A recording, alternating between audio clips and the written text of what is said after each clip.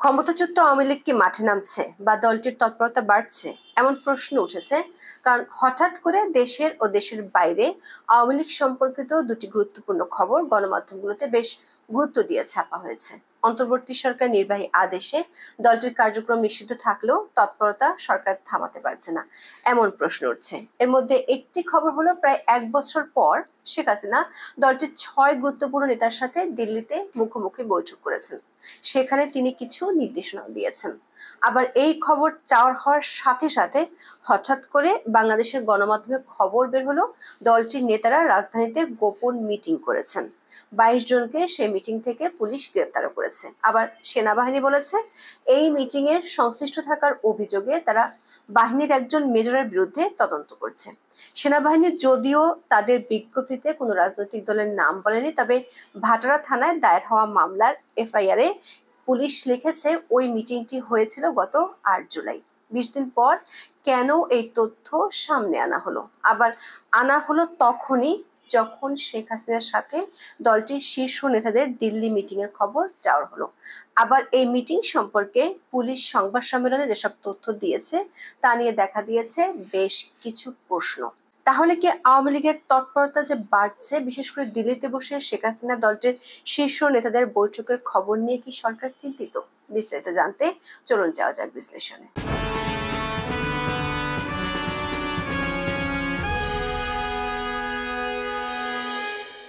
২০২৪ সালের ৫ই আগস্ট ক্ষমতাচ্যুত হওয়ার পর থেকে আওয়ামী লীগ কার্যত মাঠ ছাড়া। দলের বহু নেতা বিদেশে পালিয়ে গেছেন, বাংলাদেশে কারাবন্দী আছেন অনেকে। দলটির পক্ষ থেকে তাদের নেতাকর্মীদের উপর নির্যাতনের অভিযোগ আছে সরকারের বিরুদ্ধে।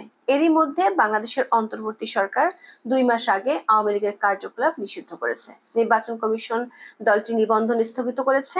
তারপর থেকে দলটির কর্মকাণ্ড মূলত চলছে অনলাইন ভিত্তিক। দিল্লিতে থাকা দলটির সভাপতি ও সাবেক প্রধানমন্ত্রী শেখ হাসিনার অডিও বার্তা প্রচারিত হয় অনলাইনে। এ নিয়ে বাংলাদেশের অন্তর্বর্তী সরকারের তরফ থেকে অভিযোগ খুব একটা আমলে নেয়নি ভারত সরকার। অনলাইন কার্যক্রমের বাইরে দেশের ভেতরে দেশের কয়েকটি জায়গায় ঝটিকা মিছিল দেখা গেছে।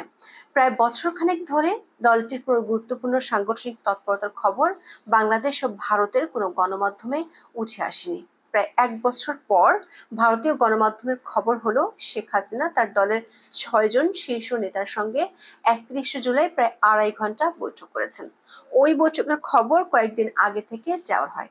দুটি গণমাধ্যমের খবরে বলা হয়েছে, ভারতে থাকা দলের ৬ শীর্ষ নেতা আওয়ামী লীগের প্রেসিডিয়াম সদস্য মোফাজ্জল হোসেন চৌধুরী মায়া, সাবেক মুক্তিযোদ্ধা বিষয়ক মন্ত্রী আকামা মোজাম্মেল হক, দলের প্রেসিডিয়াম সদস্য ব্যারিস্টার জাহাঙ্গীর কবির নানক, যুগ্ম সাধারণ সম্পাদক বাহাউদ্দিন নাজিম, ২ সাংগঠনিক সম্পাদক সুজিত রায় নন্দী ও এস.এম. কামাল হোসেন বৈঠকে হাজির ছিলেন। শেখ হাসিনাই সেই নেতাদের বেছে নিয়েছিলেন দেখা করার জন্য। এর আগে শুধু সাবেক স্বরাষ্ট্রমন্ত্রী আসাদুজ্জামান খান কামাল শেখ হাসিনার সাথে দিল্লিতে দেখা করার সুযোগ পেয়েছিলেন। এর অর্থ হলো, গত বছরের ৫ই আগস্টের পর এই প্রথম দলটির এত নেতার সাথে শেখ হাসিনা বৈঠক করলেন। গণমাধ্যমগুলোর খবরে বলা হয়েছে, বর্তমান পরিস্থিতিতে করণীয় সম্পর্কে দলটির ওই ৬ নেতাকে বেশ কিছু নির্দেশনা দিয়েছেন। দলের নেতাদের বাংলাদেশের তৃণমূলের নেতা কর্মীদের সাথে নিয়মিত যোগাযোগ রক্ষা করা ও তাদের সহায়তা দেওয়ার নির্দেশ দিয়েছেন, এমনটাই গণমাধ্যমগুলোর খবরে প্রকাশিত হয়েছে। সূত্রগুলো বলছে, সাংগঠনিক তৎপরতা বাড়ানোর বাইরে আন্তর্জাতিকভাবে কিছু কর্মসূচি হাতে নেওয়ার বিষয়ে বৈঠকে আলোচনা হয়েছে। বিশেষ করে গোপালগঞ্জে হত্যাকাণ্ড ও মানবাধিকার লঙ্ঘনের ঘটনা, দেশের মানবাধিকার পরিস্থিতির অবনতির চিত্র বাইরের দেশগুলোর কাছে তুলে ধরার কথা বৈঠকে আলোচনা হয়েছে। বাংলাদেশের বর্তমান অন্তর্বর্তী সরকারের আমলে মানবাধিকার পরিস্থিতির অবনতির চিত্র নিয়ে আন্তর্জাতিক মানবাধিকার সংস্থাগুলো যে নেতিবাচক প্রতিক্রিয়া দিচ্ছে সেটি প্রচারের বিষয়ে আলোচনা হয়েছে। সবশেষ ৩০শে জুলাই আন্তর্জাতিক মানবাধিকার সংস্থা হিউম্যান রাইটস ওয়াচের এক প্রতিবেদনে দাবি করা হয়েছে, ক্ষমতায় বসার এক বছরেও মানবাধিকার পরিকল্পনা বাস্তবায়ন করতে পারেনি বাংলাদেশের অন্তর্বর্তীকালীন সরকার। প্রতিবেদনটিতে দাবি করা হয়েছে, অন্তর্বর্তী সরকার সময় রাজনৈতিক প্রতিপক্ষকে দমনে নির্বিচারে গ্রেপ্তার ও অন্যায়ভাবে আটক করা হচ্ছে। সাধারণ মানুষের অধিকার সুরক্ষার বিষয়টি তেমন গুরুত্ব পাচ্ছে না। ভিন্নমত দমনে আগের সরকার মতো এখনো বিশেষ ক্ষমতা আইনে শত শত লোককে গ্রেপ্তার করা হচ্ছে বলেও দাবি করা হয়। এক্ষেত্রে আওয়ামী লীগ নেতাকর্মীদের মামলা, গ্রেফতার, গোপালগঞ্জে জাতীয় নাগরিক পার্টির কর্মসূচি ঘিরে হতাহতের ঘটনা এবং সম্প্রতি রংপুরে হিন্দু ধর্মাবলম্বীদের বাড়িঘরে হামলা, লুটপাটের ঘটনাকে উদাহরণ হিসেবে তুলে ধরা হয়েছে প্রতিবেদনটিতে। হিউম্যান রাইটস ওয়াচ দাবি করছে 2024 সালের 6 আগস্ট থেকে 25 সেপ্টেম্বর পর্যন্ত 92,048টি মামলা করেছে পুলিশ, যার বেশিরভাগই হত্যার অভিযোগে।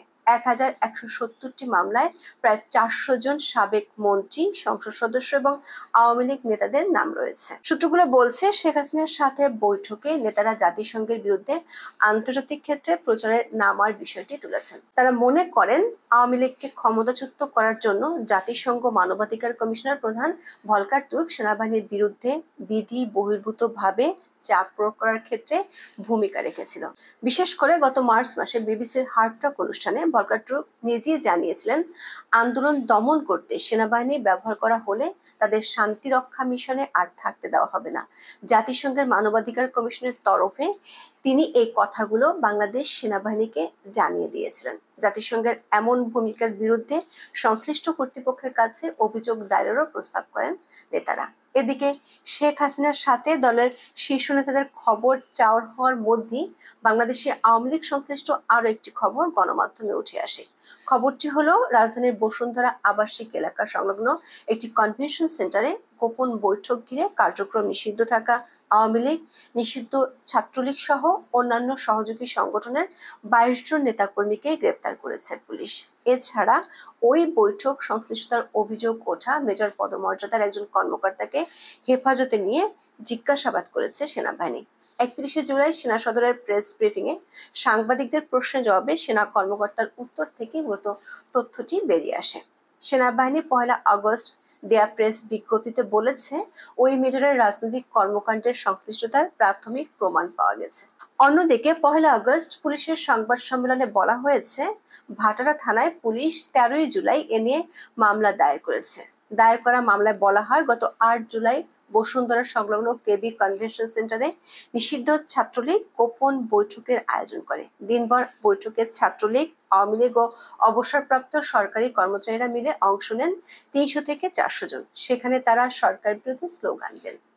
দর্শক, 8 জুলাই ঘটনাটি ঘটলো। প্রথম আলোর খবরে বলা হয়েছে, গোয়েন্দা সংস্থার প্রতিবেদনের ভিত্তিতে গত 12 এবং 13 জুলাই যুবলীগ নেতা সোহেল রানা এবং আওয়ামী লীগের নেত্রী শামীমা নাসরিন শম্পাকে গ্রেপ্তার করা হয়। এরপর 13 জুলাই ভাটারা থানায় মামলা হয়েছে। প্রশ্ন হলো, এর 18 দিন পর কেন মামলাটির কথা জনসম্মুখে আনা হলো? বিশেষ করে যেদিন শেখ হাসিনার সাথে প্রথমবারের মতো দলটির নেতাদের মুখোমুখি মিটিং হলো। আবার তার আগেই পুলিশের বিশেষ শাখা থেকে আগস্টের 8 তারিখ পর্যন্ত 11 দিনের জন্য নাশকতামূলক কিছু হতে পারে এমন আশঙ্কা করে সতর্ক বার্তা দেওয়ার কথা গণমাধ্যমে প্রকাশিত হয়েছে।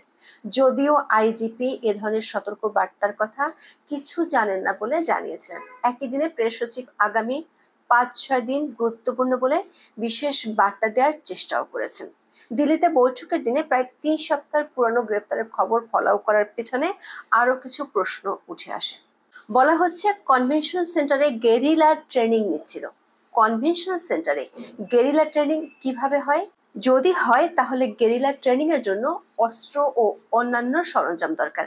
সেই অস্ত্রগুলো তাহলে কোথায়?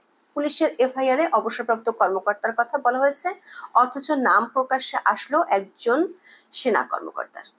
এমন প্রশ্নগুলোর কারণে সরকার আসলে অন্য কোনো ঘটনা থেকে চোখ সরানোর জন্য 3 সপ্তাহ পুরনো বিষয়টি নতুন করে সামনে আনলো কিনা সে প্রশ্ন উঠেছে। বিশেষ করে যখন সমন্বয়কদের চাঁদাবাজির কারণে সরকার ও সরকারি মিত্রদের ইমেজের টালমাটাল অবস্থা, নাকি অন্য কিছু থেকে চোখ সরানোর জন্য এমন কাহিনী।